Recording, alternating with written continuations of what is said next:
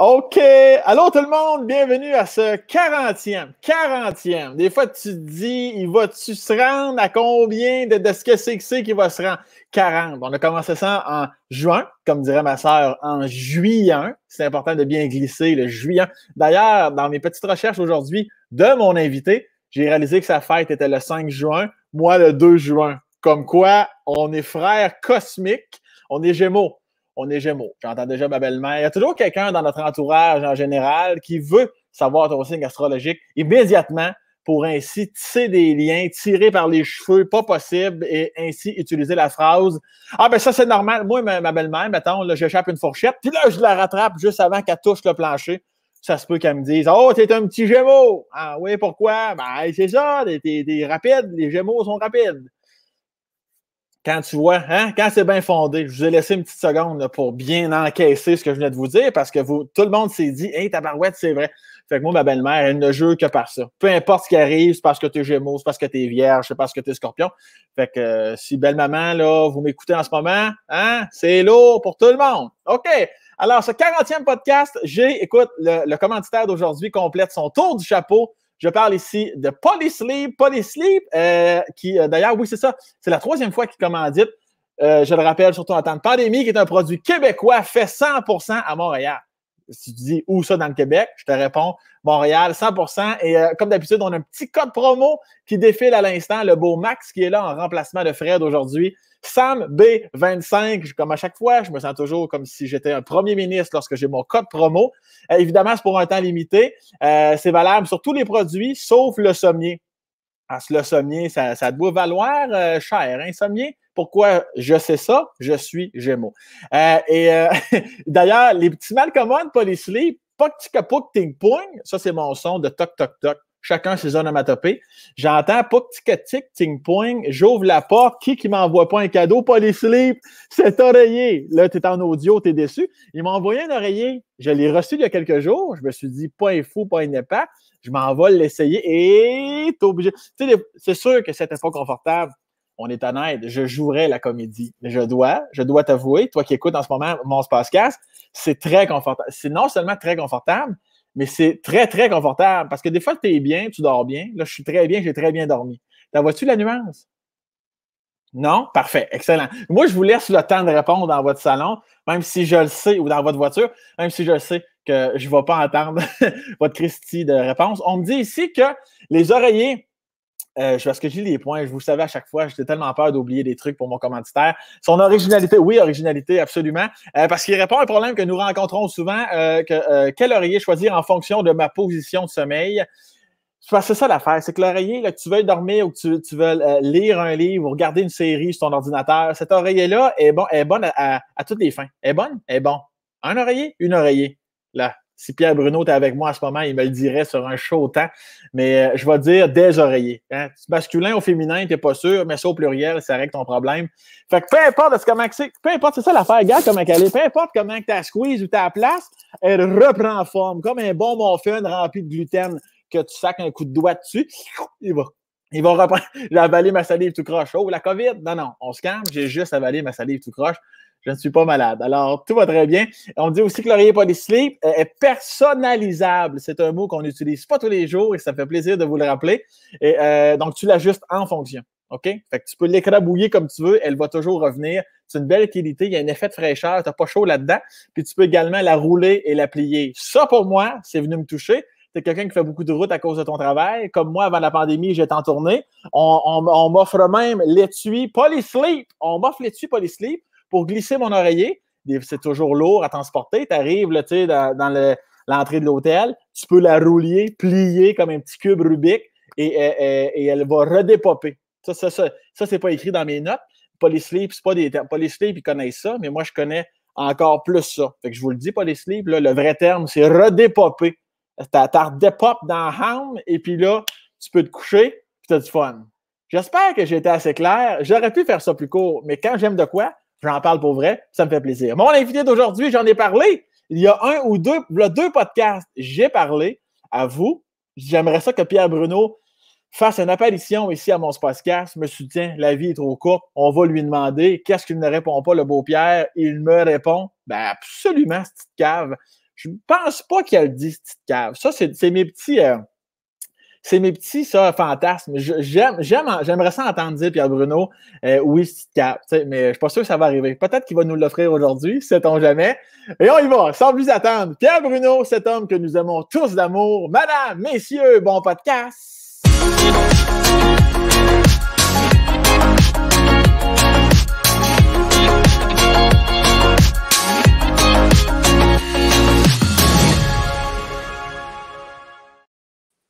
Monsieur Bruno. Me voici. Écoute, j'ai eu de la misère à me décoller de mon oreiller. Tu sais que c'est l'heure de la sieste. Rendu à mon âge, là, c'est l'heure de la sieste. Alors là, j'étais sur ton oreiller, mon Dieu, c'est vrai que c'est quelque chose d'extraordinaire. Mais là, je suis tout à toi, je te promets. Pierre, premièrement, est-ce que je peux vous tutoyer? Vous pouvez me tutoyer. Parfait. Alors, je te tutoierai absolument. As-tu un oreiller à TVA? Est-ce que tu fais des siestes à cette heure-là pour vrai, des fois? Hey, j'ai le goût de te montrer quelque chose, mais... C'est vrai? Hey, garde bien ça. On est là. On est parti. Hey, on part. Hey, ça commence. Je trouve que tu commencerais de pas mal. Ben oui! Tu vas-tu là-bas de oui, hein? Lazy Boy? À ta demande? Non, ils les ont mis là, je ne sais pas pourquoi. Ils devaient juger. Non, ils m'ont placé ça un jour pendant les préparations pour les campagnes électorales. Fait que, tu sais, on veille tard. Ça fait qu'après, des fois, plutôt que de retourner chez moi, tu cantes, les éboys.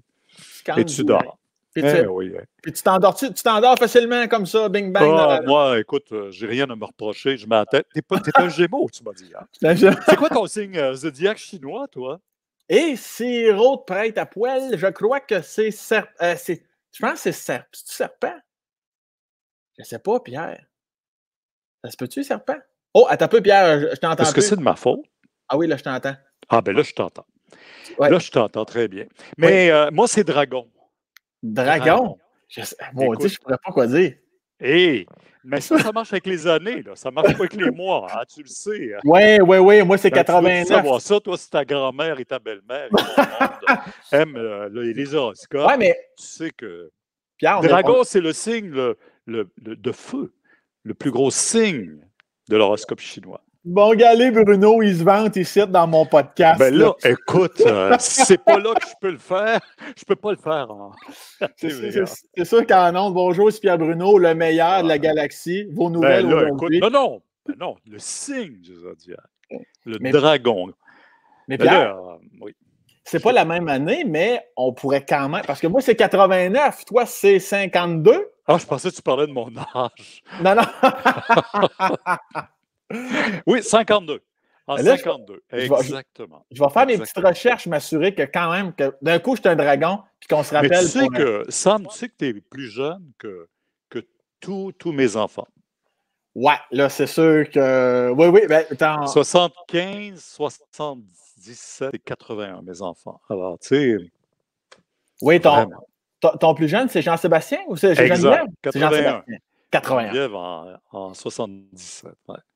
D'ailleurs, c'est beau, je parle un jeune, alors j'essaie oui, un jeune. Mais ça va bien. À date, Pierre, ça va très bien. OK, tu as vu mes Lazy Boy, je t'ai parlé de ton oreiller. Là, je suis dédouané pour la prochaine heure. Je vais profiter d'ailleurs du fait qu'on parlait de tes enfants, parce que je sais qu'il y en a qui vont poser la question, il y en a qui vont me dire pourquoi avez-vous pas parlé de ça. Je veux juste vous dire que la plupart des gens vous connaissez la Fondation Charles Bruno. J'en parlerai pas beaucoup à Pierre parce que je juge qu'il en a parlé énormément en entrevue depuis plusieurs années. Allez sur YouTube, sur la Fondation Charles Bruno, il y a une belle capsule, il y a une belle vidéo qui explique absolument. Mais moi, je te parlerai juste 2 secondes parce qu'on est comme tous les organismes. On est en période de pandémie, tout ça. Tu sais, nous autres, là, cet été, on avait un tour cycliste qui n'a pas eu lieu. Là, c'est les 24 heures tremblants qui s'en viennent en fin de semaine prochaine, qui vont être virtuels. Tu sais, pas de ski. On avait un golf qui était annulé cette année. C'est presque 7 millions de dollars en moins dans les coffres de la Fondation. Et puis nous, notre job à nous, ben, cet argent-là retourne à Québec, à Sherbrooke, aux Children ou encore à Sainte-Justine dans des programmes de recherche. Alors là, on a reporté d'1 an, mais il ne faudrait pas que cette pandémie-là dure 2 ans parce que je t'avoue que c'est dur pour les associations. Je ferme la parenthèse. Je t'ai parlé de Charles Bruno, la Fondation. C'est tout ce que je pouvais le dire aujourd'hui. J'ouvre la parenthèse à nouveau pour 10 secondes. Je vais mettre sous la vidéo le lien de la Fondation. J'imagine qu'on peut faire un don, si jamais. Oui, toujours. Oui. On peut faire des dons, puis juste aller voir comment... tu sais, c'est parce que nous autres, là, le cancer, ça n'a pas de pause. On a tous les jours, il y a une famille au Québec qui apprend que son enfant est atteint de cancer. Et toutes les semaines, on a un enfant qui décède d'un cancer. Les statistiques sont celles-là. Le cancer chez les enfants est la première cause de maladie mortelle. Fait que, tu sais, quand j'en parle, aujourd'hui, quand je parle de Charles Bruno, ça a transcendé mon fils. Là. Tu sais, c'est tous les enfants du Québec que je connais qui passent à travers ça. Puis malheureusement, toutes les semaines, il y a une famille qui m'appelle pour me dire qu'ils ont perdu leur enfant. Alors, tu sais, je suis avec eux, puis je me dis, si on est capable d'aider la cause pour la recherche, pour aider la construction, l'aménagement, à Québec, on a un très beau projet qui a été fait, mis en place, puis je trouve ça bien fort. Ben, c'est vraiment... J'allais dire, c'est tout à ton honneur, ce qui est vrai aussi, mais je remarque aussi dans les quelques entrevues que j'ai vues, à chaque fois qu'on vous dit bravo ou qu'on vous remercie, le premier réflexe que tu as, c'est de faire « Ah, mais c'est tout le monde, c'est tout le monde », et ce qui est absolument vrai. Est-ce que même dans d'autres sphères de ta vie, as-tu toujours eu un peu de misère à accepter les compliments en dehors de la Fondation? Oui, toujours? Oui, parce que d'abord, chez nous, on était 10. Oh mon Dieu! Une fille. Moi, je suis le dernier d'une famille, d'une fratrie. On est 10 chez nous. Wow. Alors, tu sais, des discussions autour de la table, là, il y en avait. Hein. Je peux te raconter des affaires, des histoires, mais 9 gars, là. Et ma mère avait une poigne de fer. Je peux te dire que c'est elle qui... Tu sais, on est dans un régime de femmes qui géraient l'époque. Les maris allaient travailler, puis les femmes géraient la maison. Ouais. Et puis, ma mère, elle avait cette poigne-là, mais avec 9 gars, on avait tous 11 mois à 13 mois de différence l'un de l'autre. Alors, bang, on était tous là dans cette tralée-là. Moi, je suis le dernier de tout ça. Et c'est les plus vieux qui nous élevaient quasiment. Hein. Tu sais, je dis ça à ma mère. Ma mère a dit « Ah, c'est quelque chose d'avoir 2 enfants ou 3 enfants aujourd'hui. » Tu sais, elle nous plaignait, nous. Je disais « Ma, tu sais, toi, c'était simple. Tu mettais des enfants au monde au début, puis c'est eux qui élevaient les suivants. Tu sais. Ouais, c'est ça. On avait tous un peu d'aide, mais ça crée des beaux liens dans la famille.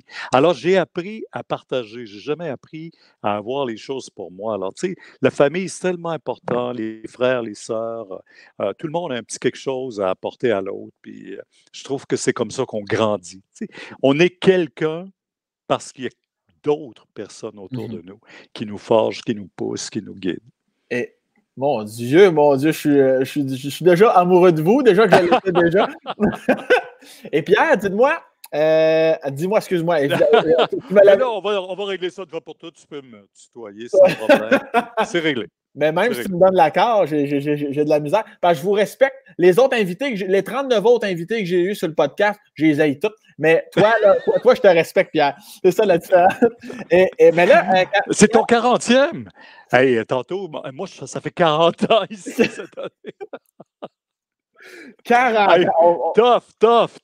Ensemble, tu vas voir, tu vas arriver à quelque part. 40 ans, je vais être rendu à quelques podcasts à ce moment-là, après 40 ans avec son Sam.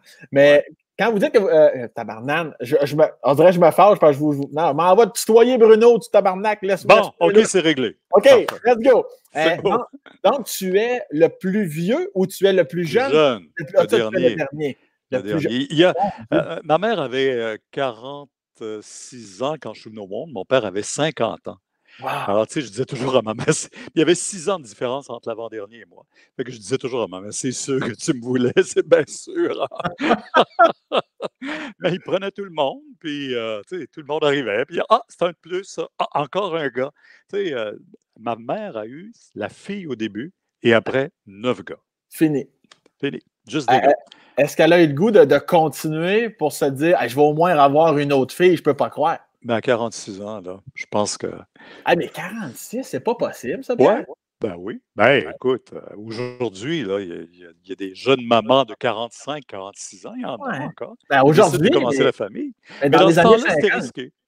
Ben oui. Ouais, c'était risqué, c'est sûr. Je pense que ma mère allait à l'hôpital régulièrement pour avoir des transfusions de sang, à défaut d'avoir autre chose. Tu Puis, sais, je pense que puis, mmh. puis tu l'as bien dit tantôt, ma mère me l'explique. Ma mère vient d'une famille de 20, OK? Fait que Encore mieux ça. ouais, avec le principe de c'est les sœurs ou les frères qui aident à la famille. Puis, est-ce que tu as l'impression que tu n'as jamais été si près de ta mère ou ton père, ou c'était, étant donné que c'était plus tes frères ou ta sœur? Ouais, mais tu sais, mes parents, bon, à 46-50 ans, mon père, quand j'ai eu 25 ans, mon père en avait 75. Ah oui.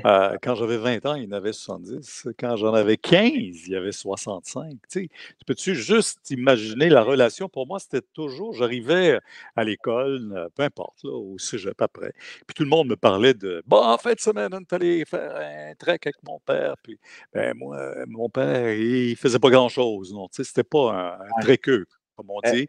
C'était plus il était un intellectuel, mon père. Il OK. lisait beaucoup, puis c'était comme ça. Mais j'avais l'impression d'avoir des grands-parents. Alors, Ouais. c'est pour ça que moi, quand j'ai eu mes enfants, ben, j'ai eu mes enfants, j'avais quoi? À 20 ans, j'étais marié. À 21 ans, j'avais Charles. Puis à 23 ans, j'ai appris qu'il y avait le cancer. Alors, tu sais, si tu regardes dans la ligne des Ouais. choses, tu te dis, oups, j'en ai vécu pas mal quand j'étais jeune aussi. Mais je voulais juste faire contraire à mes parents. Tu sais, j'étais comme, je disais, Ouais. non, moi, je ne veux pas être un grand-père pour mes enfants, je veux être Mhm. un père. Puis je me rends compte que finalement, que tu aies 50 ans ou que tu aies 20 ans, quand tu es le père, tu es le père. Oui, c'est ça. Hein? Est-ce que ça, peut-être que le mot est fort, est-ce que ça t'attristait quand tu étais plus jeune de voir que tu ne pouvais pas faire ce que les autres faisaient avec leur père? Beaucoup. Oui? Ah oui, ça me blessait beaucoup à chaque fois. Puis même un temps, là, je te dirais que là, quand j'avais 7, 8, 10 ans, là, à l'école primaire, je parlais pas de mon père. J'étais Ah comme ouais. gêné. J'étais gêné parce que, tu sais, des fois, il y a des jeunes des amis qui venaient à l'école, pas à l'école, mais qui étaient dans ma classe, mais qui venaient chez moi pour passer et me chercher. Et comme je voyais juste leur réaction quand ils voyaient mon père, tu sais, ils pensaient toujours que c'était mes grands-parents qui étaient chez moi, tu sais. Mhm. Même, écoute, on n'était pas très riches chez nous, on n'avait pas de voiture. On partait OK. de la fin de semaine pour aller au chalet d'une tante, là. Mon père faisait venir 2 taxis. On allait là en taxi. Et puis, on héritait des équipements de sport des plus vieux. Je pense que la première paire de patins qui était pas pire, là, j'avais 12 ans. Puis mon père était venu avec moi à l'aréna, puis il m'avait aidé à attacher mes patins, tu sais. Fait que là, tout le monde m'avait dit: «Hey, toi, t'es chanceux, ton grand-père qui est là», tu sais. Fait que j'avais dit à mon père: «Mes patins, je suis capable de les attacher tout seul», tu sais. Il est jamais revenu dans la chambre des joueurs, pas vrai. Tu peux rester dans les estrades. Et ouais, tu peux rester dans mais en même temps, après, j'ai appris à découvrir que c'était important, que c'était un père pour moi qui m'aimait autant que moi, j'ai pu aimer mes enfants quand ils Mhm. étaient tout petits, là. Tu sais, Ouais. ça enlève rien. C'est pas toujours évident pour puis mon père était d'une autre génération encore, tu Ouais. sais, il est venu au monde en 1904.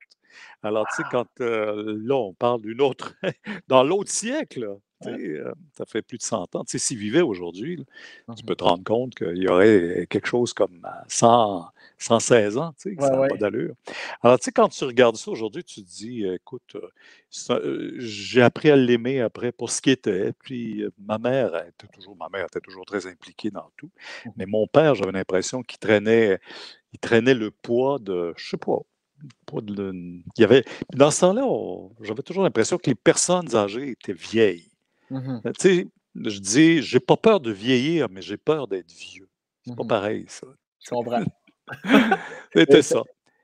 c'était à quel moment tu as eu l'impression que tu étais plus proche de ton père, justement, ou que tu as comme accepté le fait que les gens pensaient que c'était ton grand-père? Puis... Ouais, mais tu sais, j'ai une période nous autres, mes parents, on n'était pas riches, mais ils voulaient l'éducation, ils voulaient beaucoup, puis on a tous, je pense, été pensionnaires à quelque part. Alors, on partait de la maison vers 13 ans, puis j'ai été, Wow! chez des pères de Sainte-Croix à Plessisville, au collège de Plessisville, puis j'ai été là pensionnaire pendant 4 ans.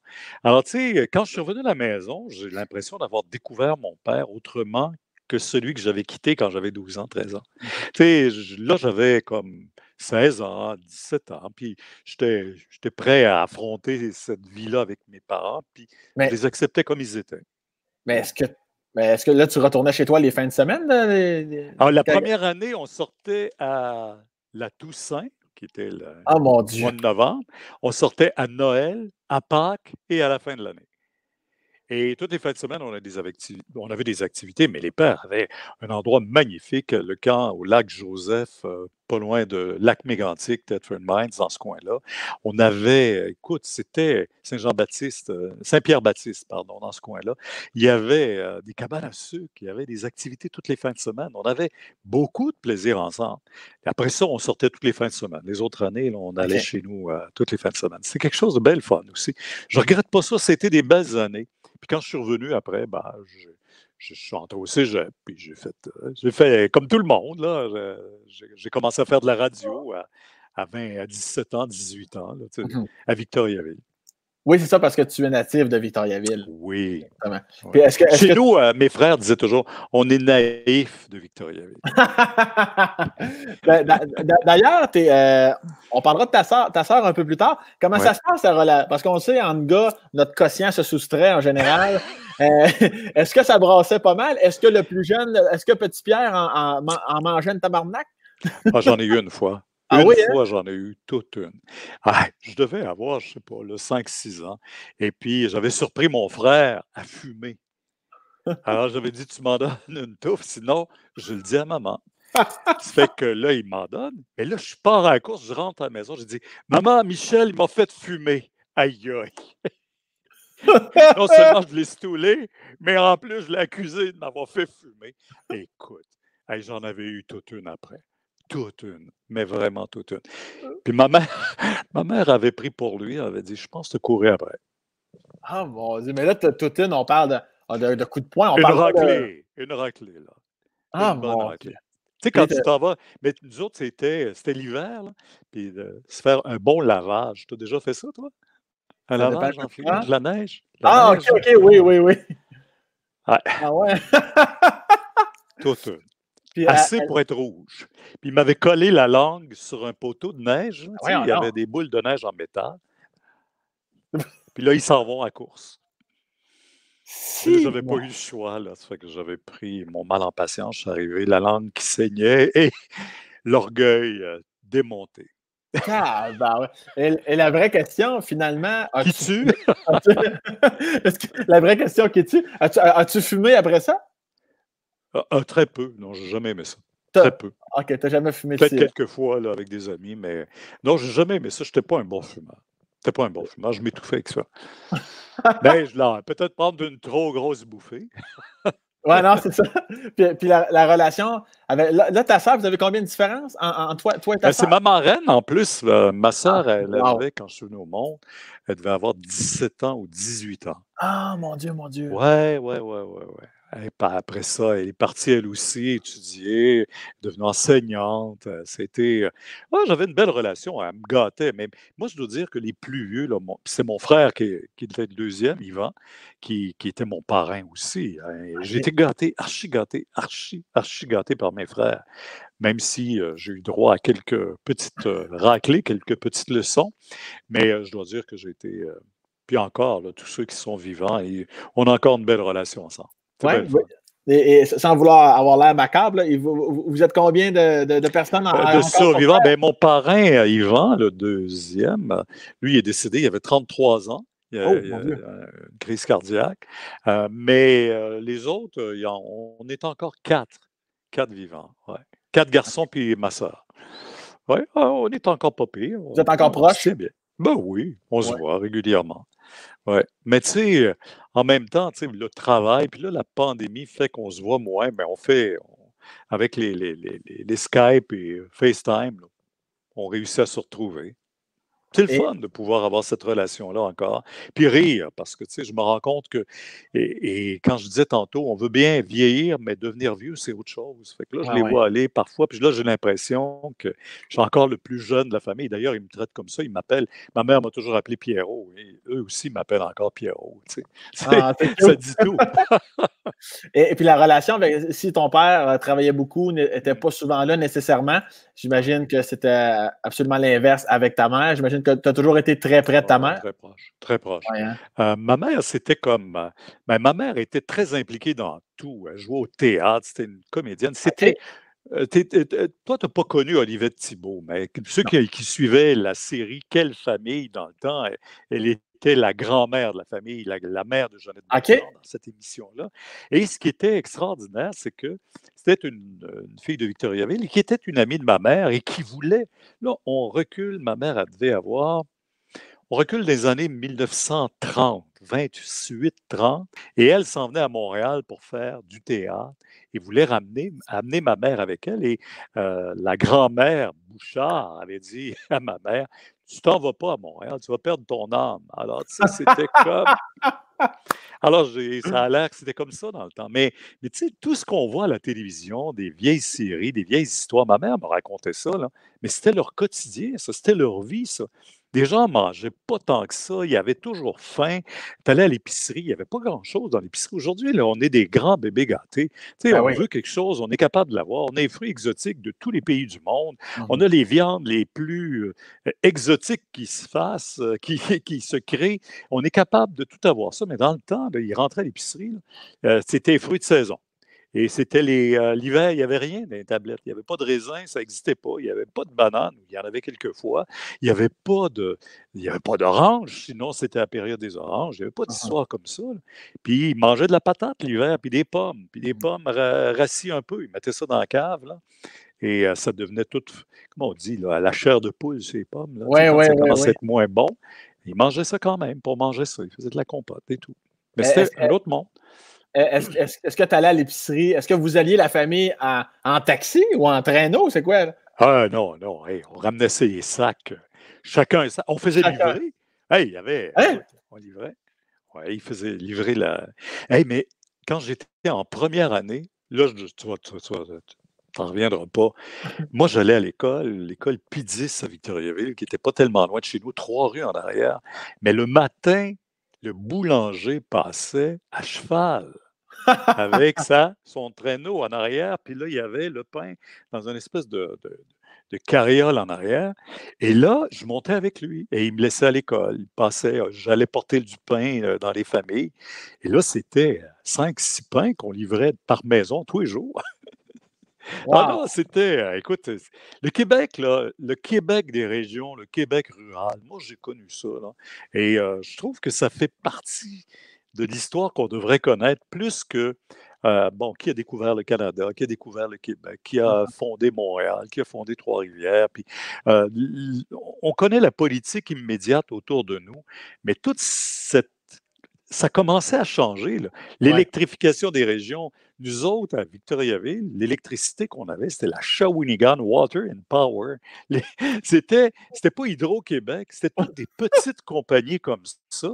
Et quand Jean Lesage est arrivé en 1960, puis qu'il a commencé à dire, hey, on va nationaliser l'électricité, puis il avait confié ce dossier-là à René Lévesque, et c'est là qu'Hydro-Québec a vu le jour, tu sais. Mais dans le temps, là, on n'avait pas d'électricité, on n'avait pas de câble, on n'avait même pas de télé, tu sais. Quand on a commencé à avoir la télé, on installait une antenne sur le toit de la maison. Ouais, Puis ouais. là, les oiseaux, s'ils perchaient dessus, tu perdais, tu perdais Non! les ondes, tu perdais l'image. Là, il y a quelqu'un qui sortait dehors puis qui C'est pas vrai. tapait pour envoyer les oiseaux. Ah, Écoute, c'est que non, moi, je c'est te hot, raconte. ça. C'est folklorique ce que je te raconte, mais c'est vraiment ça. Ah, C'est vraiment. Mais ah, j'étais tout wow! petit, là. Ça, c'est des souvenirs que j'ai, là, 4, 5, 6 ans, 7 ans. Puis après, ben, tu sais, autant j'ai connu ça, autant je connais aujourd'hui, tu sais, la télévision, tu sais, là, on est en direct, on fait un stream, tu sais. Autrefois, là, quand les gens ont commencé à dire, hey, on va avoir une télévision en couleur. Après, on la voulait plus grande, puis Mhm. plus grande encore. Fait que là, imagine, on fait maintenant du FaceTime puis du Skype, puis on trouve donc que l'image est bonne, puis on trouve que c'est assez. Tu sais, on est capable de vivre avec un téléphone sans vivre avec un grand écran. Mhm. Alors, il y a comme un cycle, là, on revient vers quelque chose d'autre, là. Tu sais, c'est Ben, fascinant. j'espère qu'on ne viendra jamais à sortir dehors, taper des mains pour que la télé soit meilleure. Que l'image soit meilleure, sortir les.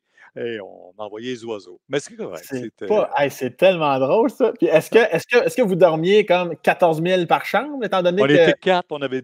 Hey, les chambres n'étaient pas grandes. On avait 2 lits, 2 étages par chambre. 2 lits, 2 étages, mon Ouais, Dieu 2 lits Seigneur. de 2 étages, on était comme ça, puis là, il y avait un petit corridor large de même. On passait de côté, puis là, celui qui montait. On avait mis les échelles au bout, parce que là, on ne pouvait pas mettre l'échelle dans le milieu. Il aurait fallu le mettre dans le lit de l'autre, tu sais.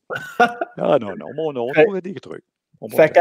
que quand tu étais plus jeune, tes frères plus vieux devaient découvrir leur sexualité ailleurs qu'à Hi! la maison. Ben, c'est-à-dire que j'ai compris c'était quoi la sexualité, je n'étais pas vieux. Ah non, raconte, c'est sûr Ben que là, écoute, on est juste tous les deux, là? on est juste tous les deux, vas-y. Ah, OK, ouais. Non, il y avait des nuits, où ça dormait pas fort. C'est pas possible. Ouais, Et ouais. Mais pas entre nous, là, c'était, oui, oui. le plaisir solitaire, comme on disait, là. Oui, oui, mais ça, c'est Ben, ah à mon 4, là, Dieu! c'est pas long, il y en a toujours un qui réveille l'autre, puis ils le Ah reprennent. mon Dieu! Ah, mais là, ça, c'est un traumatisme, ça, Pierre. Tu peux pas grandir en entendant tes frères se jouer après la bisoune. Ça n'a pas de bon sens, ça, Pierre. Ben, c'est-à-dire que non, ouais, on grandit pas là-dedans, tu sais, on n'était pas tout le temps là-dedans, là. C'est pas ça que je te dis. Je te dis, c'est l'éveil à la sexualité. C'est comme Oui, ça oui. qu'on l'apprenait. Tu sais, c'est pas notre mère et notre père qui nous racontaient ça, là. Ouais, C'était c'est pas à comme devoir aujourd'hui. c'était à devoir aller nos frères et notre sœur. Ah mon Dieu! Mais non, mais je raconte, mais tu sais, je pense que tout le monde a pu vivre des choses comme ça dans leur propre famille. Mais tu sais, je regrette rien de ça. Tu sais, j'ai trouvé que c'était comme ça. Alors, tu sais, moi, peut-être que parce qu'on était nombreux chez nous, on Ben, était tous plus éveillés à ça. de toute façon, aurais-tu vu ton père ou ta mère vous Me raconter expliquer? ça? Ouais? Non. Je ne Non, hein? sais pas si aujourd'hui les parents le font. Ben, Honnêtement, de ce que j'entends, oui. De ce que ouais. j'entends. La plupart de ce que je semble entendre prennent un moment pour Quel âge t'as, toi, essayer. Sam? 31. Tu n'as pas d'enfant encore? J'ai pas d'enfant, je pense pas en avoir, Pierre. Non. C'est Non. Ouais, correct. ouais. Non, Mais non, mais mais des fois, peu importe dans notre vie, on mais adopte ou peu importe, là, tu sais. C'est parce que voilà. Mais ça, là, les parents aujourd'hui le font, peut-être, oui, mais tu l'as-tu fait, heu, Pierre? Tu oh l'as-tu fait, toi, oui, tes mais enfants? c'est sûr Oui? qu'on le fait, mais j'ai toujours l'impression d'arriver après quelqu'un d'autre qui l'avait déjà raconté Ouais, ouais. avant. Tu comprends ce que je veux dire? Oui, oui, je comprends. Mais les enfants, ils sont plus éveillés. Puis là, je me rends compte que même ma fille, moi, je suis grand-père, 5 fois, 6 fois. Et Bravo. quand je regarde ça, les plus vieux, ben, tu sais, ils me racontent qu'ils sont comme dépassés parce qu'ils voient des plus jeunes. Tu sais, Ouais. moi, le plus vieux a 20 ans, puis dans mes petits-enfants, Mmh. le plus vieux a 20 ans, les derniers ont 12 ans, 10 ans, 11 ans. Mais tu sais, quand ils les regardent, ils disent c'est une autre génération. Alors, les générations aujourd'hui, ça va vite et ça change vite. Mais c'est quelque chose, tu sais, j'ai jamais regretté ça, moi, tu sais, dans le fond, de voir évoluer le Québec comme ça à travers les enfants, à travers tout. Puis je me rends compte aujourd'hui que ben, c'est un peu ça, là, tu sais, Mmh. on fait face à ça. C'est la réalité comme ça. Puis les jeunes aujourd'hui, ils vont être encore probablement plus. On est dans une génération où je dirais juste l'habillement chez les garçons, chez les filles, c'est très, Ouais. très, très sexy, hein? Mmh. Pour ne pas utiliser d'autres mots. Puis ça fait que pourquoi on les a envoyés dans ça? Pourquoi ils s'identifient davantage à Britney Spears dans le temps, pour mes enfants à moi, ou les plus jeunes aujourd'hui, dis qui nomme qui tu veux, tu sais, et quand tu les regardes aller, ben, c'est un peu comme ça, tu sais, c'est parce qu'on a des modèles devant nous, des images devant nous, puis on veut surtout les dépasser, ces gens-là. Ouais, C'est ouais, ça c'est la ça. beauté de l'affaire. De génération à l'autre, on veut être plus, je dirais, plus provocateur, plus Mmh. agressif, plus performant, plus idéaliste dans tout. Mmh. As-tu un moment, Pierre, où justement, quand tu avais 16, 19, 20, 22 ans, y Ouais, a-tu un moment où tu as voulu être provocateur? Ou tu sais, parce qu'on passe tous par là, oui. inévitablement. Y a-tu un moment, une période de ta jeune vie, tu te dis, ah, ça, je me souviens, j'étais assez intense dans ces années-là. J'étais très intense quand j'ai commencé dans le métier. OK. Je te dirais, là, quand j'ai commencé, j'avais 17, non, j'avais 18, 19, 20 ans. Quand j'ai commencé et je me suis mis à aimer ça. Tu sais, tu es un communicateur, tu sais c'est quoi, on aime ça, là, le pouvoir être en contact et avoir la réaction des gens, tout ça aussi. Et, mais il fallait pas faire d'erreur parce qu'il y avait comme ben du monde qui frappait à la porte pour avoir la Ouais. job. Et c'était comme, il fallait toujours que tu sois performant, performant, performant. Et ça, j'ai appris très vite parce que je me suis marié jeune, j'ai eu un enfant jeune, puis j'ai appris jeune qui était atteint de cancer. Ça m'a comme saisi, puis ça m'a ramené à. Je me disais, waouh, j'étais un workaholic, là, je m'en allais juste dans cette direction-là. Je vais faire d'autres choses maintenant. Et puis là, j'ai appris à faire autre chose maintenant. Fait que c'est comme ça. Mais j'étais très intense au travail. Puis peut-être que sans s'en rendre compte autour de nous, quand tu es très intense, ça finit par être casse-pied, un peu. Ouais, ouais, ouais. Je peux Hein? On comprendre. finit par être ça aussi. Tu sais. Hey, je veux te raconter une anecdote. Quand j'ai commencé à la radio, mon premier matin où ils me confient le show du matin, le morning show qu'on disait à la radio, là. Ouais.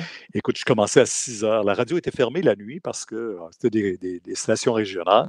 Fait que quand on arrivait à la station, il fallait composer un numéro, le code sur le cadran. Et là, on jouait l'hymne national. Et là, on pouvait commencer l'émission du matin.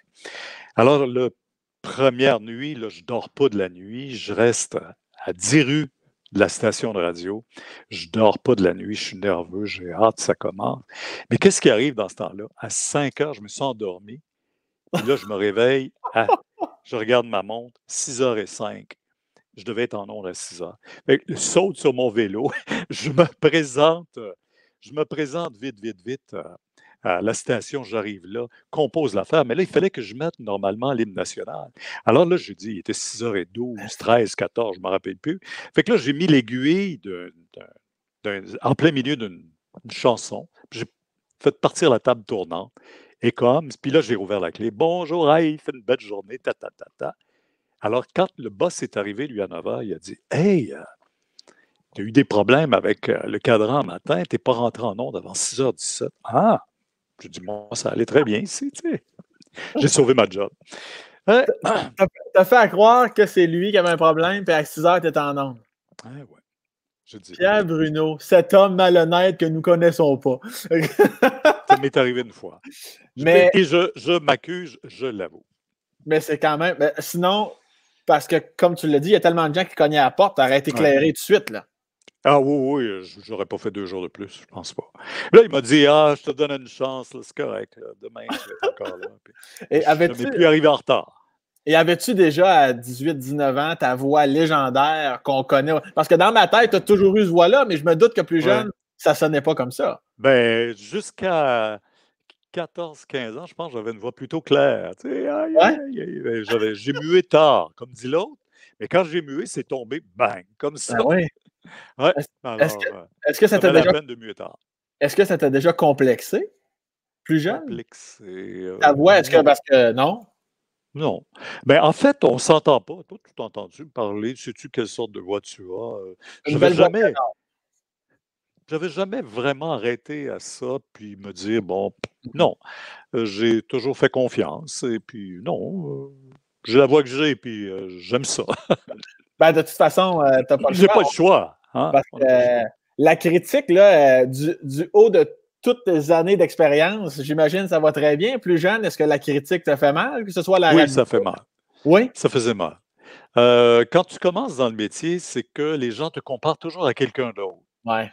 Euh, Puis tu n'es jamais toi tant que tu n'as pas pris ta place. Tu sais, moi, quand j'ai commencé à la radio, ils me comparaient à Jacques Morancy, qui était le roi de l'information assez cassé. Puis après ça, la directrice des Solange Chapurolan, qui était éditorialiste chez nous, s'est mis à me comparer à Pierre Nadeau. Mais je n'étais jamais Pierre Bruno. Tu sais, Mhm. j'étais toujours un autre. Puis là, après ça, ben, quand je suis arrivé ici, c'était Bernard de Rome. Et puis là, c'était comme, il y a toujours quelqu'un d'autre. Alors, tu sais, je dis, ben, quand est-ce que je vais être Pierre Bruno? Tu sais? Et puis, je suis devenu Pierre Bruno avec le fil des années. Mais les comparaisons étaient comme, parfois, pas nécessairement méchantes, mais Mhm. c'était comme, oui, mais. Tu sais, c'était comme oui, mais, tu sais, Pierre Bruno, oui, mais. Mais T'apprends à passer à travers ça. C'est comme ça que tu te forges, d'ailleurs. Tu te formes, tu te fais pas une carapace, tu te fais un caractère. Et Mhm. dans ce métier-là, on a besoin de caractère, on a besoin de pouvoir dire qui on est, qu'est-ce qu'on veut, comment on le fait, avec une équipe. Puis là, aujourd'hui, je trouve que c'est tellement fort, l'équipe. On est tellement rien tout seul. C'est ce que j'ai compris avec les années.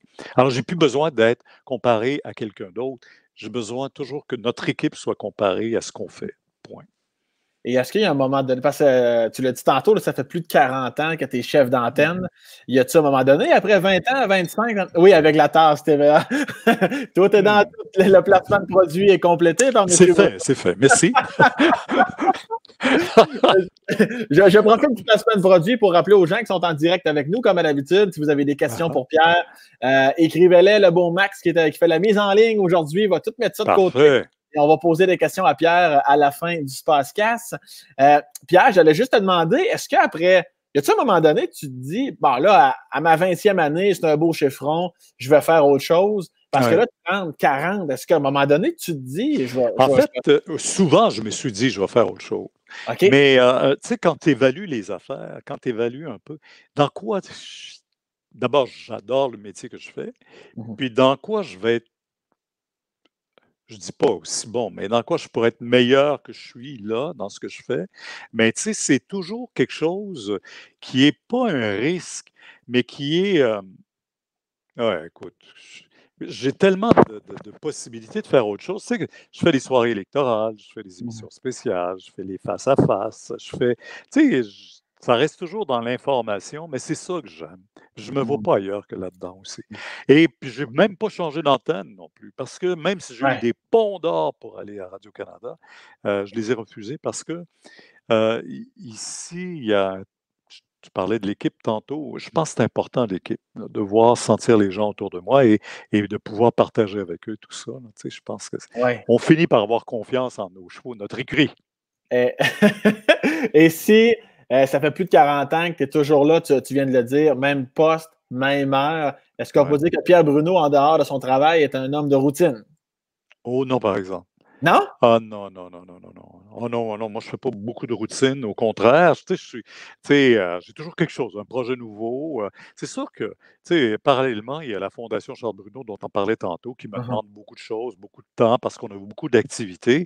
Et puis, parallèlement à ça, il y a une vie familiale qui est importante. On en parlait un peu tantôt de ma famille à moi, mais moi aussi, j'ai mes enfants et mes petits-enfants qui ont plein d'attentes. Et puis, on fait plein d'activités ensemble aussi. J'adore les voyages. On visite beaucoup. On est allé un peu partout dans le monde. Alors, tu sais, c'est là, avec cette histoire de pandémie-là, ben, on réussit à refaire un tour, puis à réimaginer ce qu'on a fait ou à repenser ce qu'on a fait. Mais je ne suis pas routinier, pas du tout. Pas du tout. Il y a une proposition qui arrive, je suis pas, saute dedans. Mais au niveau du travail, je serais plutôt réticent. Et tu as dit qu'il y avait beaucoup de projets. Récemment, c'est quoi ton projet le plus récent, que ce soit à la maison, dans ton garage, peu importe quoi? Arrives-tu des fois que tu te fais des petites job-ins, là, tu t'amuses, des petits manuels? En quoi tu évacues tes pensées? Oui, ben là, écoute, évidemment, on est sur le bord de l'eau. Sortir un quai puis mettre le quai à l'eau. Tu as déjà essayé ça, toi, tout seul? Moi, j'ai pas assez d'argent pour un quai, Pierre, là. Ah ben non, mais des quais, là, c'est 3 planches de bois, tu mets ça sur 2 barils vides. Fait que Ça, c'est j'ai pas de déjà fait sortir. ça. J'ai déjà fait ça, par exemple. Bon, le sortir puis le mettre à l'eau, tu sais, quand il commence à avoir un peu de glace, t'avais oublié de l'enlever la première fois, puis si tu veux pas le ramasser chez le 4e voisin ou pas le retrouver jamais, tu es aussi bien de le sortir à l'automne. Mais ça, là, ouais, c'est assez, un petit travail un peu. Puis monter un arbre de Noël, un sapin, un vrai sapin. Tu as toujours Parle-moi-en pas. l'idée d'aller le chercher dans le bois. Tu sais, tu dis, ça va être bien plus intéressant, mais bien intéressant. Mais après ça, quand tu veux le mettre sur ta voiture, je ne suis pas équipé pour ça, moi, mais j'ai failli le perdre, là, le coffre de la voiture, il levait comme ça. Ma femme est en furie. Elle dit, qu'est-ce que c'est? Ben là, j'ai dit, il faut mettre l'arbre de Noël à quelque part, tu sais, mais je ne l'avais pas mis à la bonne place. Ça a l'air Est-ce que c'est ton genre? Es-tu gaffeur dans la vie? très, Ouais. très gaffeur, mais en même temps, gaffeur, mais capable de vite les réparer. OK. Si je fais quelque chose, je fais toujours l'innocent après. Ah, c'était pas moi. Ou ah, j'avais pas remarqué. Ah, non. Tu fais le surpris après. Là, ça, Ben, je suis sûr que ça t'est pas arrivé à toi, ça. moi, Pierre, jamais de la vie, jamais de la vie. Ben, vois-tu, fait que ça a commencé très jeune, parce que même à la radio, quand on t'a dit que tu étais en retard, ah, non, moi, ça a bien Pas été. moi. Pas moi, pas moi, pas moi. J'ai jamais eu de problème avec ça, tu sais. Ah non, non, non, c'est bon, c'est bon, c'est bon. Honnêtement, là, vraiment. Oui. Et, j'allais dire t'étais, mais tu es encore père. Euh, J'espère. de, J'allais dire, t'étais quel type de père? Tu vas comprendre ce que je veux dire, dans le sens, quand Oui. tu étais père à temps plein, les enfants sont à la maison, tout ça, t'étais un père autoritaire? T'étais-tu lousse un peu? T'étais-tu papa gâteau? Ben, c'est drôle, hein, on est tous pareils comme parents. Tu sais, on peut pas être juste autoritaire, puis on peut pas être juste gâteau. Mhm. Puis on peut pas être juste entre les deux. Il y a des moments où tu as besoin d'être très autoritaire, puis il y a des moments parce que tout le monde te teste. D'abord, tes enfants, ils te testent pas long. C'est pas long, ils testent ta patience, ils tirent l'élastique, ils voient jusqu'où tu es capable d'aller. Et quand tu es trop sévère, là, on dirait que ah, mais là, je vais aller le dire à maman. Tu sais, ben, OK, on va aller voir maman. Puis là, tu sais, mais après ça, j'ai essayé d'établir un dialogue. Puis c'est là que j'ai compris que quand mon père, je disais tantôt, moi, je ne veux pas être un père, je voudrais être un ami avec mes enfants. Mhm. Mais les enfants ont besoin d'un père, ont besoin de quelqu'un d'autorité, ont besoin de quelqu'un. Puis je pense que j'ai été un bon père. Je pense. En tout cas, ma fille m'a dit que je n'ai pas, j'ai pas été sévère. Moi, j'avais toujours l'impression Ah, d'avoir été extrêmement sévère. Écoute. Mais la chose la pire que j'ai faite à ma fille, là, quel âge elle avait? 16 ans. Puis il y avait ses amis, on dit, on sort un vendredi soir, on va aller dans un club. Tu sais, ben, le club, je sais pas, le Super Neuf qui existait sur la rive sud dans le temps à Montréal.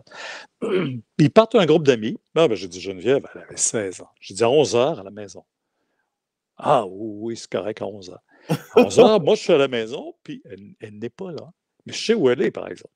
Alors, je pars en non, non, voiture, non. je m'en vais au Super Neuf. Je rentre dans le Super Neuf. Elle est à la table encore avec ses amis. Et je lui tape sur l'épaule. Quand tu seras prête, je suis dans le stationnement. Ah, mon Dieu! Non! J'ai fait ça. Mais elle Hey, a. écoute, je suis retourné dans la voiture, puis je n'ai pas chicané, je n'ai même pas monté le ton. Mais je pense que je n'avais pas besoin.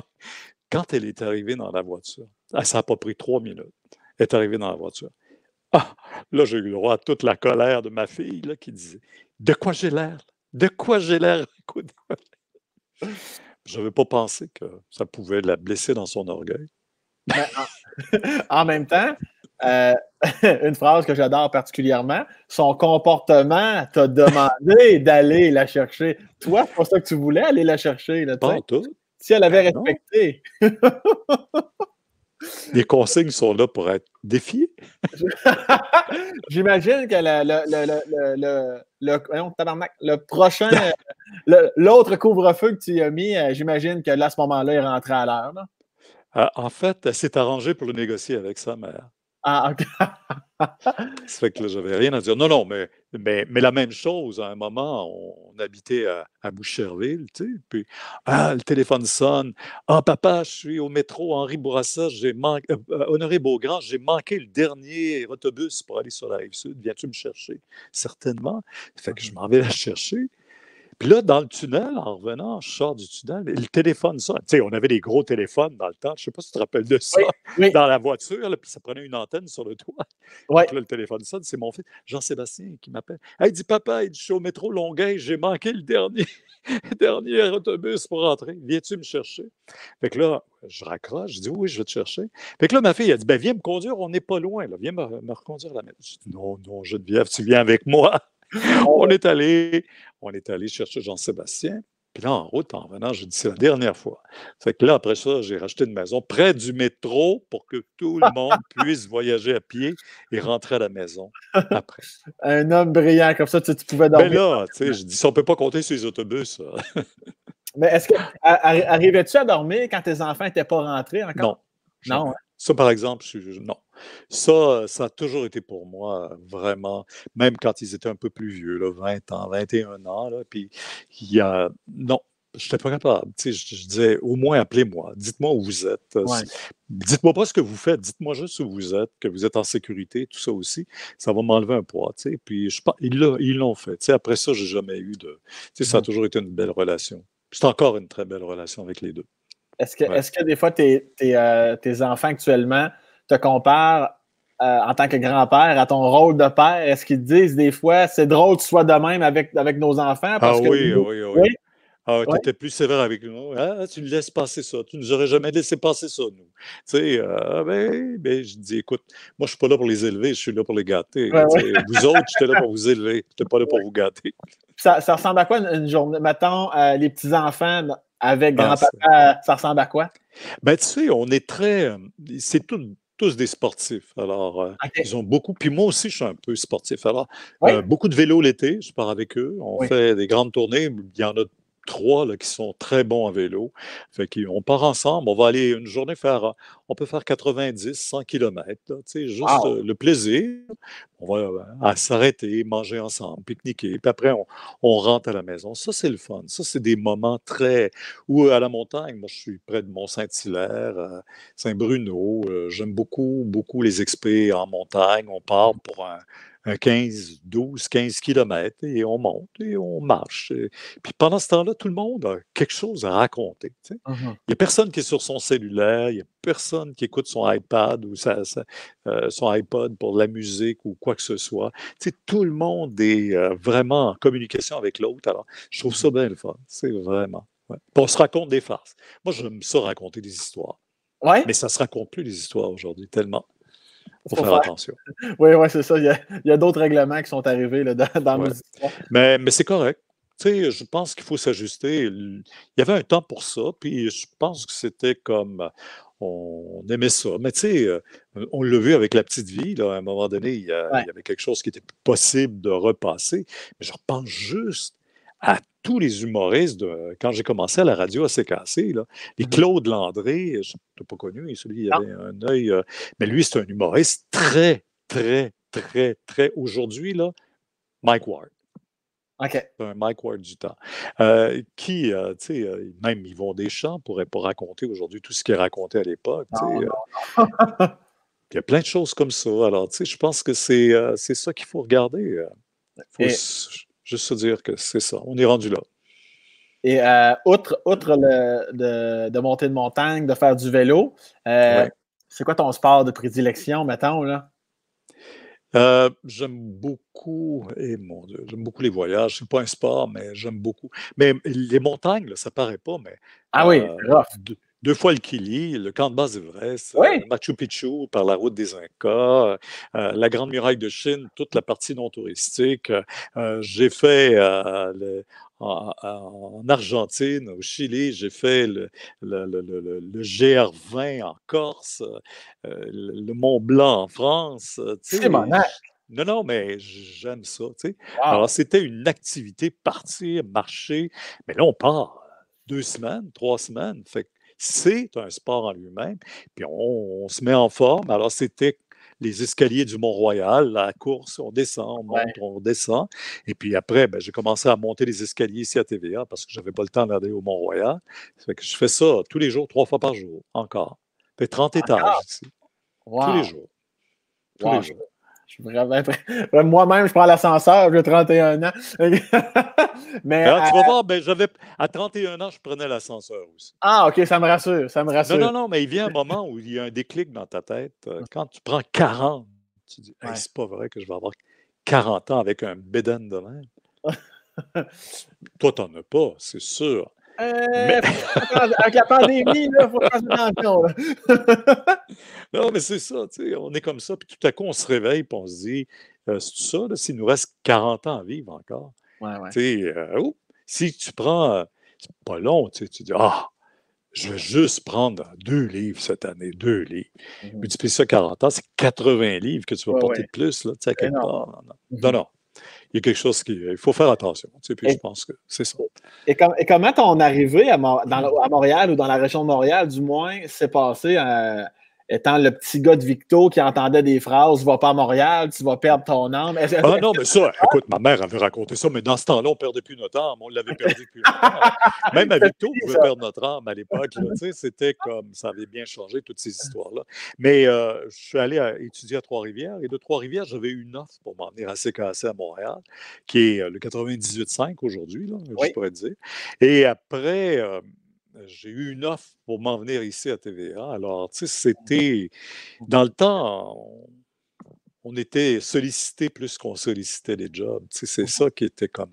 Moi, j'étais comme le joueur de hockey junior qui était repêché par des équipes.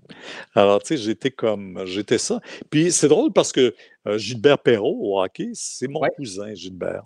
Nos mères sont les deux mères, les deux sœurs.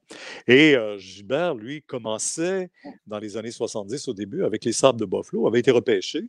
Et puis, moi, j'avais été repêché par Trois-Rivières. Puis après, j'ai été repêché par CKC. Alors, je suivais sa carrière, puis on se parlait. Puis moi, je disais, ben, j'ai été repêché, moi aussi. Moins payant que toi, là, mais... Donc, la grande ville t'a jamais fait peur?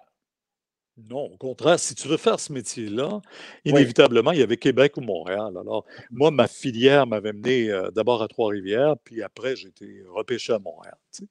Puis, ça s'est fait de façon très naturelle, très rapide, et puis j'ai toujours adoré ce que je fais. Alors, tu sais, je le fais comme ça. Tu sais.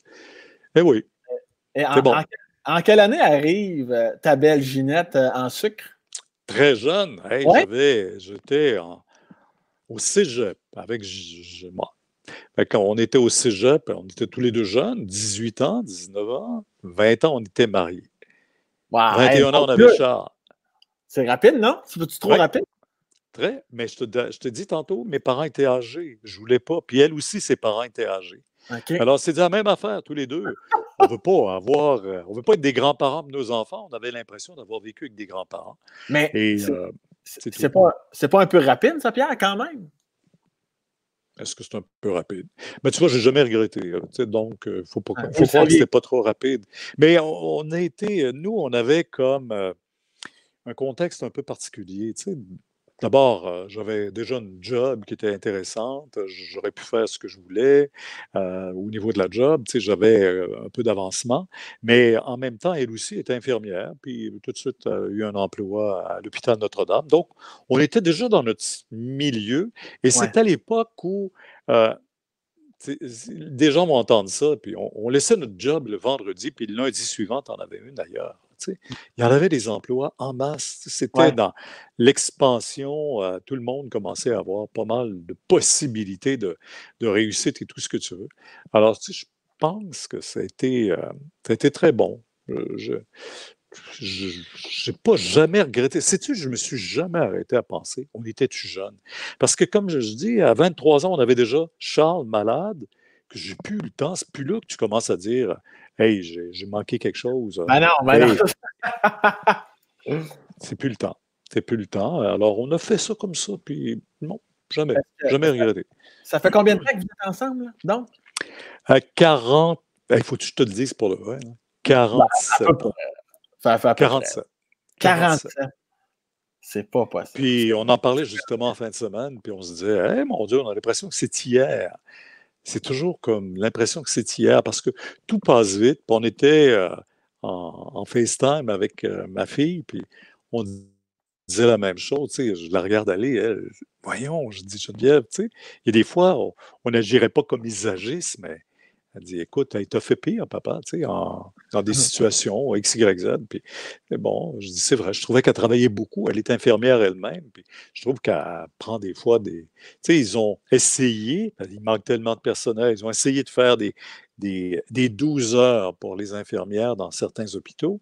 Ouais. Alors là, elle fait, normalement, ils font 3 12 heures, puis leur semaine est faite. Mais elle est rendue 4, 5, 12 heures dans la même semaine. Tu dis, ça n'a pas d'allure. Arrête. Alors, elle me rappelle que je travaillais à la radio le matin puis à la télé le soir, puis que j'ai travaillé pendant 4 ans, 7 jours par semaine. Je travaillais à la CKC le matin, le samedi, dimanche matin, puis je faisais du lundi au vendredi à la télé. J'ai fait ça, c'est fou. Mais c'était comme ça, puis tu t'en rends pas compte. À un moment donné, tu es pris dans l'engrenage, tu fais ça. Mais c'était comme ça. C'était comme, je disais tantôt, faire sa place, faire son nom, c'était comme ça que tu pouvais le faire. Est-ce que tu arrives encore à surprendre ta belle Ginette? Es-tu un homme romantique? Es-tu un homme coquet? Je pense que oui, je fais toujours le café tous les matins. Bon, Tous les bon, matins, bon. je lui sers au lit. Est-ce que Au tu es lit? capable de dire que dans tes auditeurs de ton podcast, tout le monde fait ça, servir le café tous les matins? Je te confirme que non, Pierre. Puis, comment s'est passée la demande en mariage? Vous voulez pas faire un fret, Pierre? Non, mais il n'y a pas eu de demande en mariage. Non, ça c'est juste, on se marie, c'est tout?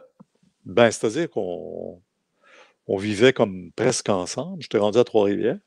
Puis là, on s'est dit, ben, on va officialiser ça avant d'aller à Montréal. Puis on a officialisé ça, puis on s'est emmené à Montréal.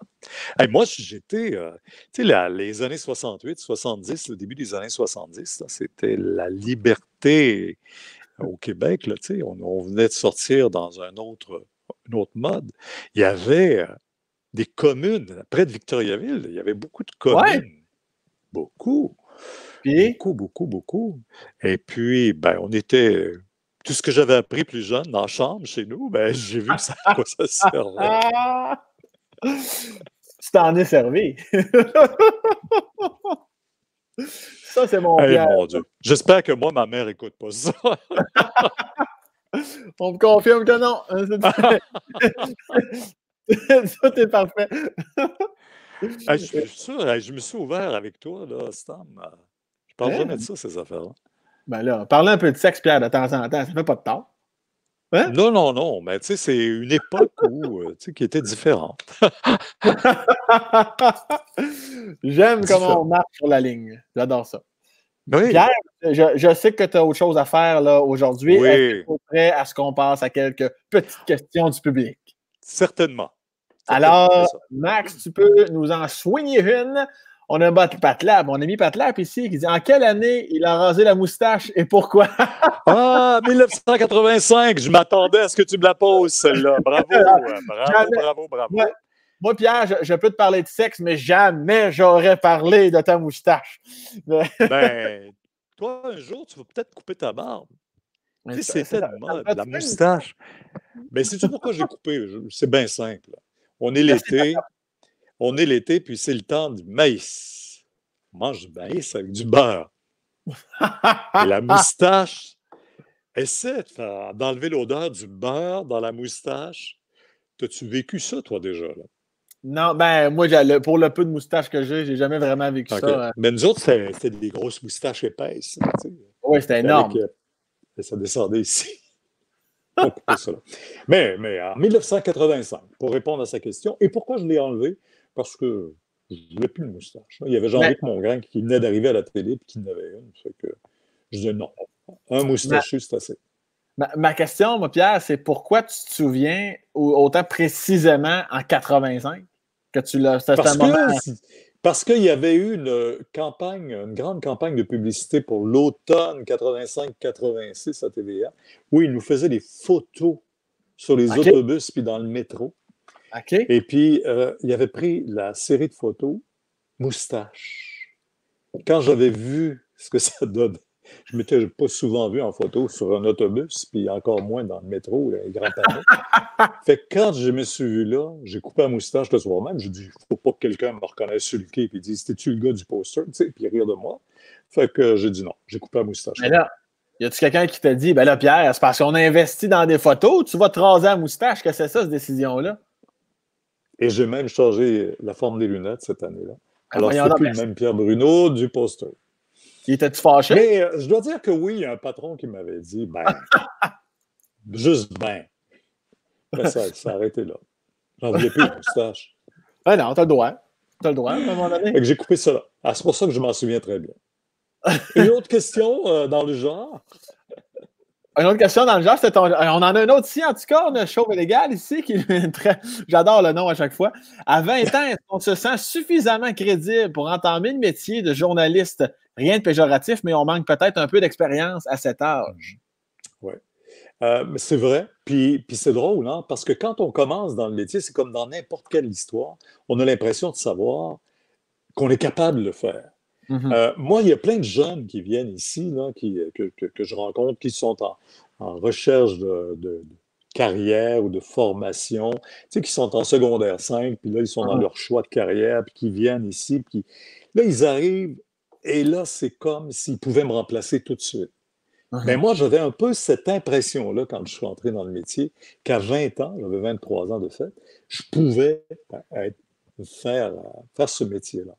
Et dans le temps, on n'était pas, on faisait pas cet emploi-là pour la vie. C'était des annonceurs, puis à tous les 3, 4, 5 ans, ils changeaient les animateurs.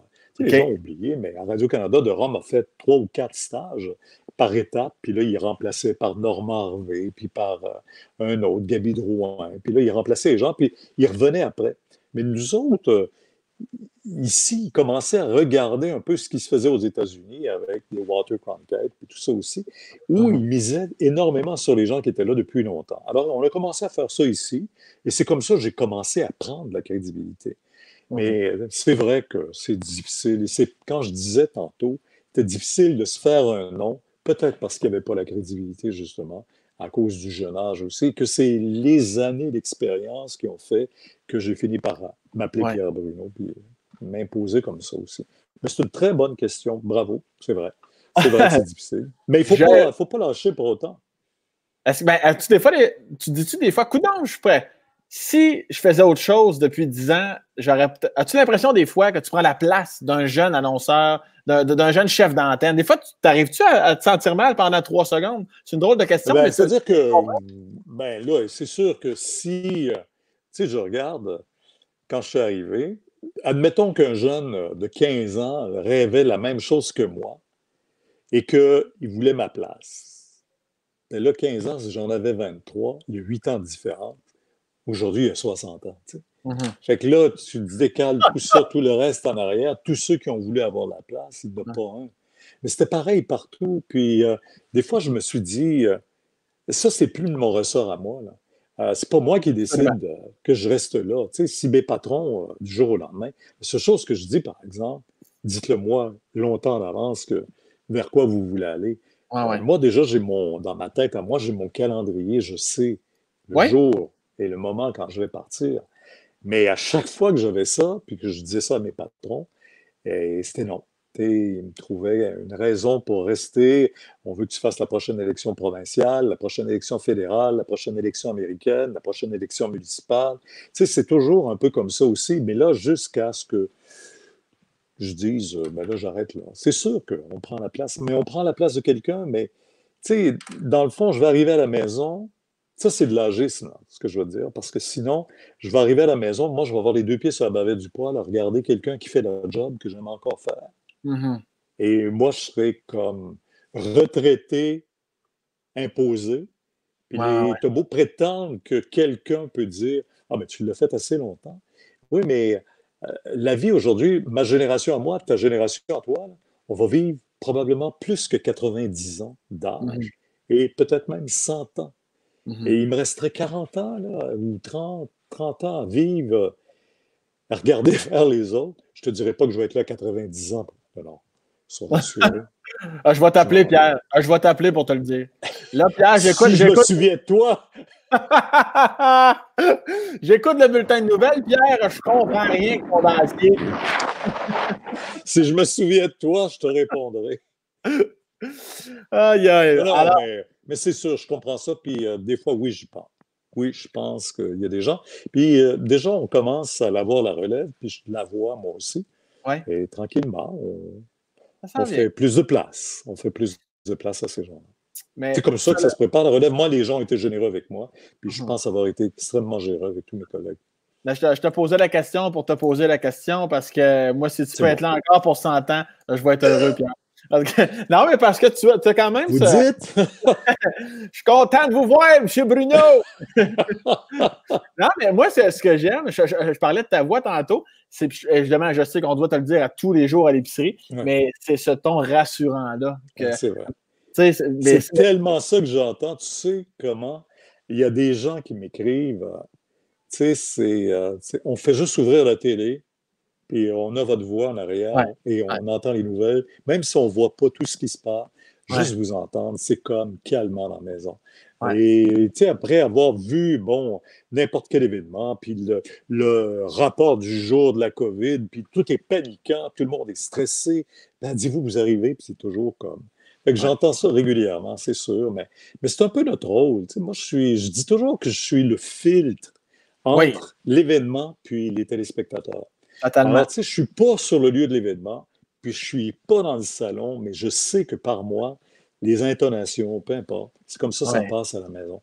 Fait que Yeah. c'est un peu le rôle que moi, je me suis défini, mais chacun définit son style, son propre style. Y a-tu des moments quotidiennement qui vous sortent là, de vos gonds, là, que enfin Pierre n'est pas calme et apaisant? Y a-tu des choses, autrement dit, qui te mettent en calice, Pierre? Oui, il y en a. Il y en a Il y en qu'est-ce a, qui se passe? mais moi, c'est ce qui me met le plus hors de moi. Je le dis pas, je peux comprendre, mais c'est tous les problèmes techniques. Tu sais, aujourd'hui, on fait beaucoup de Skype, puis de FaceTime, puis de tout ce que tu veux, de DJO.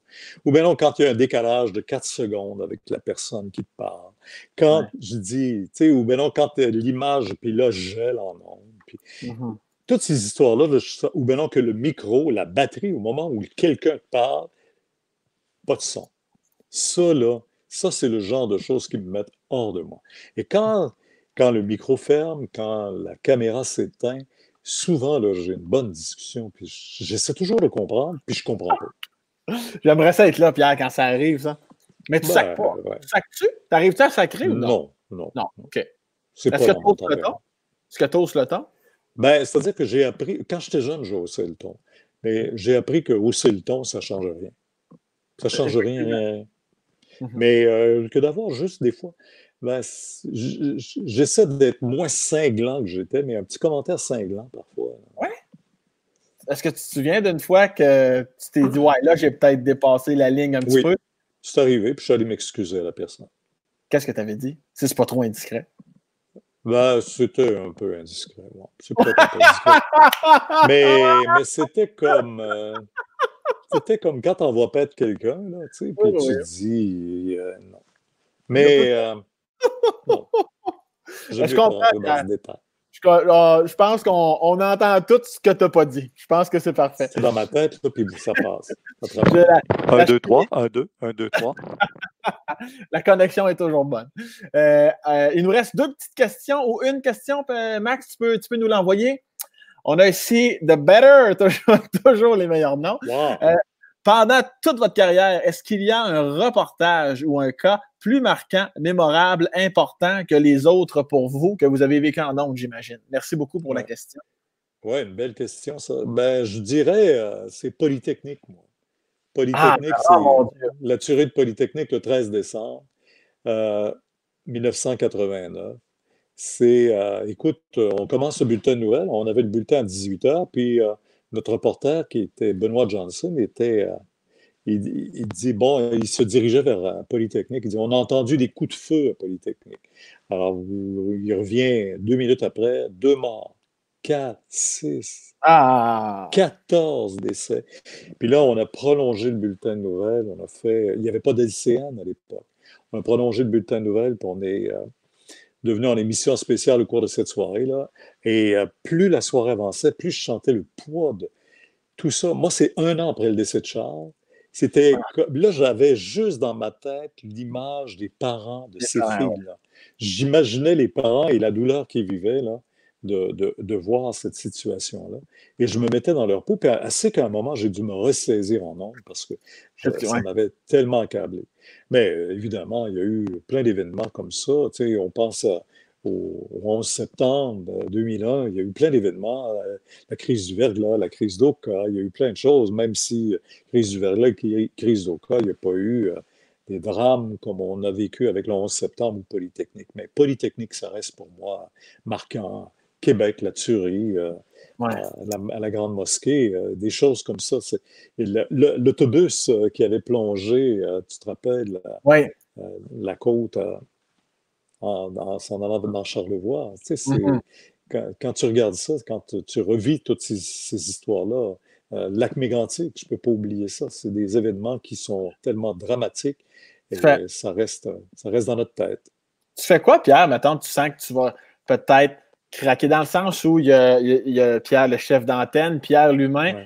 Comme tantôt, tu as dit, j'ai dû me ressaisir. Tu fais quoi? Tu penses à quelque chose? Tu fais quoi pour te ressaisir quand tu es assis dans la chaise? C'est de faire abstraction à moi, là, à Pierre Bruno. C'est qu'à un moment donné, je me laissais envahir, puis là, j'étais dans la peau des autres, alors que je n'ai pas à me mettre dans la peau des autres. Tout ce que j'ai à faire, c'est, comme je dis tantôt, le filtre. Alors là, j'ai comme compris, puis là, je me suis mis dans la peau des téléspectateurs qui me regardaient et qui regardaient en même temps les images des événements. Et je me suis ressaisi. Et une fraction de seconde après, j'étais correct. Mais tu sais, c'était comme, je me sentais glisser et tomber dans le puits sans fond moi-même. Ça fait exactement référence à ce que tu disais tantôt des fois, les plus jeunes ont l'impression qu'ils peuvent faire ton travail dès aujourd'hui, mais c'est toute ton expérience qui fait en sorte que tu peux être solide. Quand tu as des nouvelles du genre à annoncer, il faut quand même. C'est vrai. Pierre, ce fut un pur privilège de te recevoir. Merci d'avoir accepté mon invitation. Ça me fait plaisir, Sam. Vraiment, je suis très heureux. Qu'est-ce que je devais te dire au début? Tu m'as dit, il ne va pas le passer une fois. De quoi ça? Sam? Oui, tu as dit ça avant de venir à moi. Je ne sais pas si Pierre Bruno va m'appeler. Non, j'avais. Qu'est-ce que j'ai dit, non? Au début, dans mon intro? Non, dans mon podcast. Oui. C'était quoi la question? Non, c'était pas une question. C'était, il n'osera jamais me dire ça, petit casse, ou je sais pas quoi. Quand tu as accepté mon invitation au podcast, j'ai dit, Pierre me dit, oui, mon esti, c'est ça que j'ai dit? Oui, mon esti. Hey! Mais TVA Nouvelle, bonsoir. On était dû pour la plug, TVA. 2 fois plutôt qu'une. Et là, je retourne à l'oreiller. Tu retournes à l'oreiller. Je trouve cet oreiller polysleep, beaucoup trop confortable. Là, tu t'en vas sur ton Lazy Boy, Pierre. Non. Là, ils m'attendent en haut parce que j'ai plein de choses à faire. Aujourd'hui, j'ai Mme Laurent, entre autres, comme invitée, et la ministre fédérale des Finances, Mme Freeland. Je te laisse préparer ça. 400 milliards de dettes de déficit cette année. C'est rien, ça. Il n'y a aucun problème. Moi, j'ai encore ma dette d'études de 30 000, Pierre. Il n'y a aucun problème avec ça. Mais merci encore plus de m'avoir accordé. Ça m'a fait plaisir. 75 minutes de ton précieux temps. Pierre, ça fait tellement longtemps, j'ai l'impression que je te connais, que je finis ça en te disant « Je t'aime, Pierre ». Voilà. Moi aussi, je t'aime. Salut, Sam. À toi, merci. Bye-bye. Bye-bye.